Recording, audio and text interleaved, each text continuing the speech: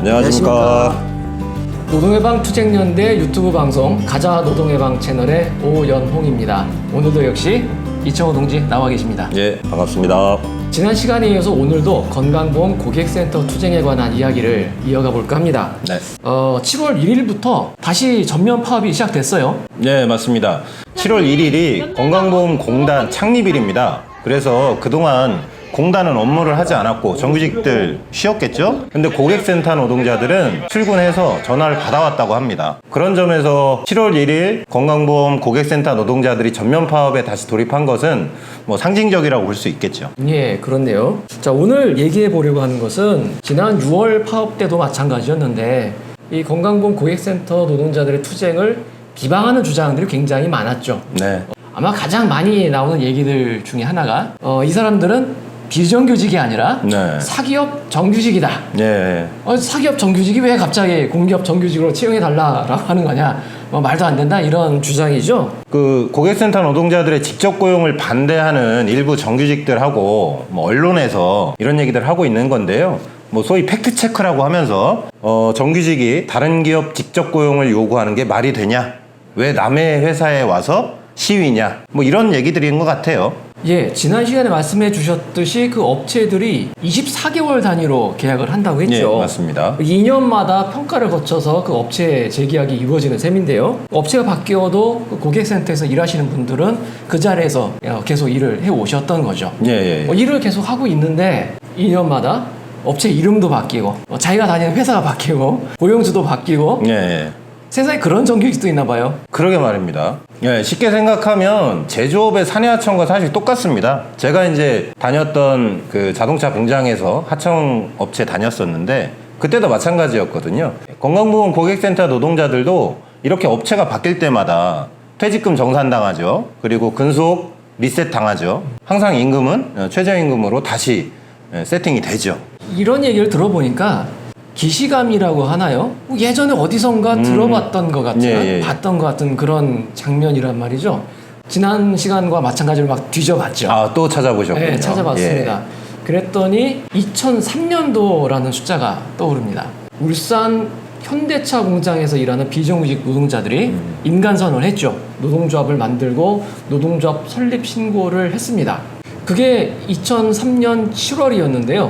노동조합 설립 신고가 나자마자 바로 그 다음날 자본가들의 이해관계를 대변한 단체 경총에서 네. 곧장 성명을 발표했습니다. 네. 그 성명 문구들을 보니까 참 재미있는데요.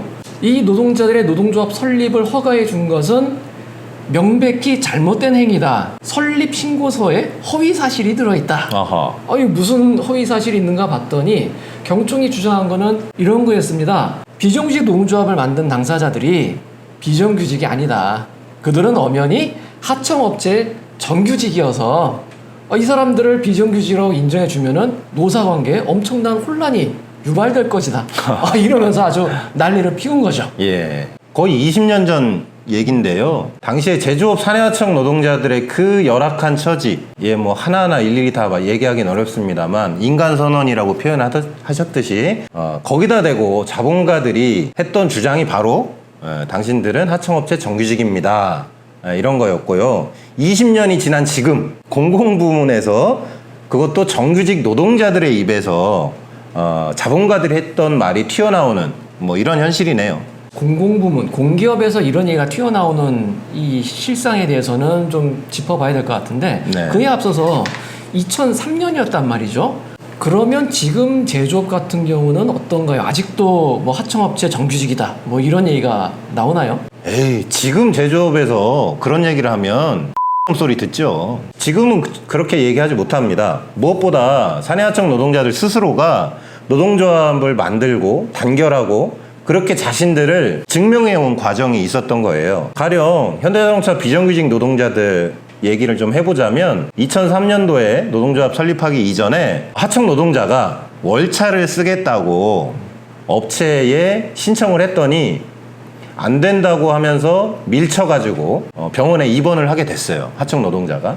근데 업체 관리자가 깡패를 데리고 병원에 와서 하청 노동자가 누워있는데 아킬레스건을 칼로 그어버립니다. 이런 정도였기 때문에 하청 노동자들이 노동조합을 결성하고 싸움을 하기 시작했던 거죠. 그렇게 비정규직의 현실을 폭로했고 그러면서 하청업체라는 것의 실체가 도대체 뭔지 밝혀지기도 했습니다. 예. 재밌는 그 얘기를 하나 해보자면 하청노동자가 이제 불법 파견 소송을 하기 위해서 자료를 이제 확보하는 과정에서 사업자 등록증을 뭐 떼고 이렇게 해봤더니 뭐 서비스업으로 나오고 심지어 소득 금액 증명서라는 걸 떼봤더니 자기가 일하던 그 업체 이름이 수궁 해물탕, 레츠고 분식 이렇게 이름이 등록돼 있는 거예요. 그러니까 이 하청업체라고 하는 것의 실체가 얼마나 그런 하청업체의 정규직이라고 하는 말이 얼마나 황당한지 이미 제조업에서는 증명됐다고 볼 수 있습니다. 게다가 사내하청은 정규직이다라고 하는 불법 파견 판결이 수십 차례가 나기도 했어요. 그랬죠. 예. 뭐 법이 노동자 편드는 경우는 좀처럼 찾아보기 힘든 게 사실이지만 그렇죠. 그 법조차도 그래서 이제 적어도 제조업에서는 뭐 하청업체 정규직이다, 사기업 정규직이다 이따위 얘기는 뭐 쉽사리 할 수 없는 정도로까지 상황에 간 거군요. 자, 그런데 왜 공공부문에서는 이런 철진한 헛소리가 고장난 레코드 마냥 되풀이되는 걸까요? 우선 고객센터 노동자들의 직접 고용을 반대하기 위해서 그냥 아무 말이나 가져온 게 아닌가 싶습니다. 그야말로 뭐 아무 말 대잔치인가요? 예. 저는 일단 그렇게 생각해요. 누가 봐도 비정규직이거든요. 근데 당신들 원래 정규직 아니었어?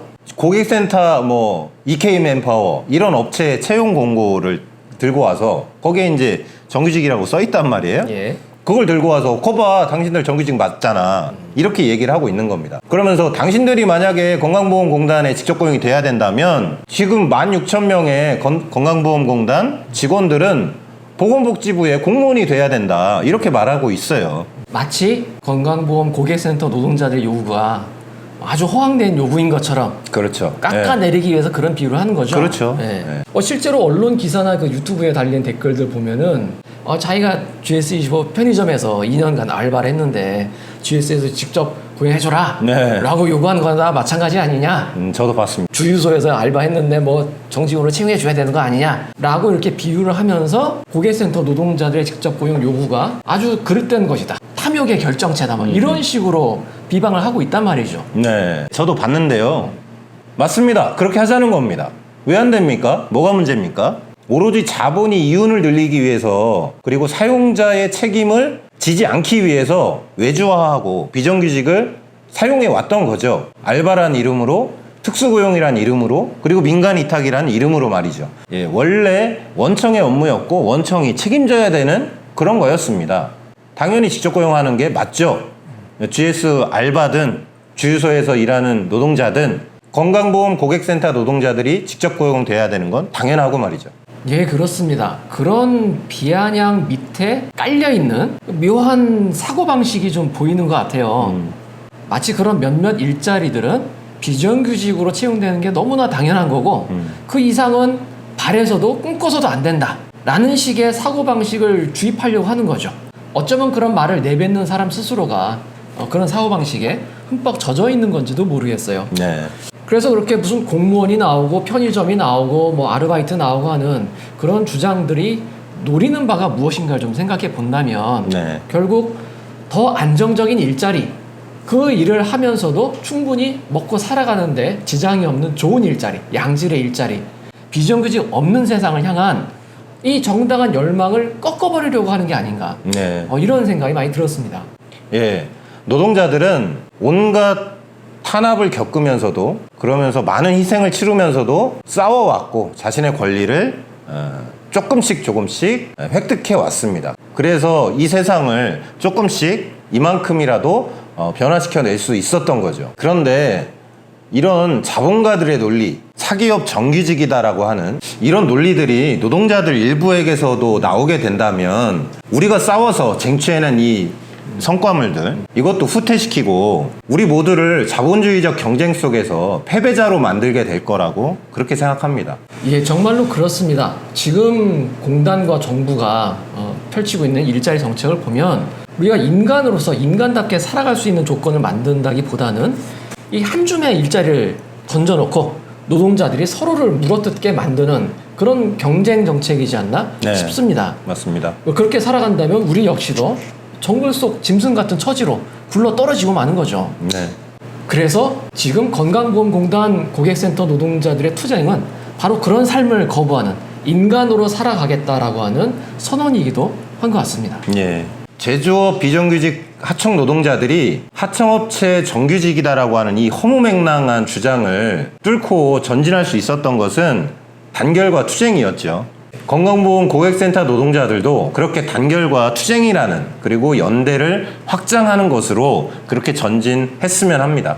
네, 노동자의 현실은 결코 자동으로 나아지지 않는다는 것이죠. 그렇습니다. 단결과 투쟁이라는 원칙을 부여잡고 포기하지 않으면서 끈질기게 싸워나갈 때 사기업 정규직 운운하는 따위의 헛소리들을 당당하게 걷어차면서 노동자의 요구를 성공적으로 손에 움켜쥘 수 있을 것 같습니다. 네. 자, 그런 투쟁이 또다시 펼쳐지고 있는 것이죠. 예, 시작됐습니다. 다시. 네, 저희도 그 투쟁에 대해서 전폭적으로 지지하고 연대한다는 말씀을 드리면서 다음에 또 다른 주제로 만나 뵙도록 하겠습니다.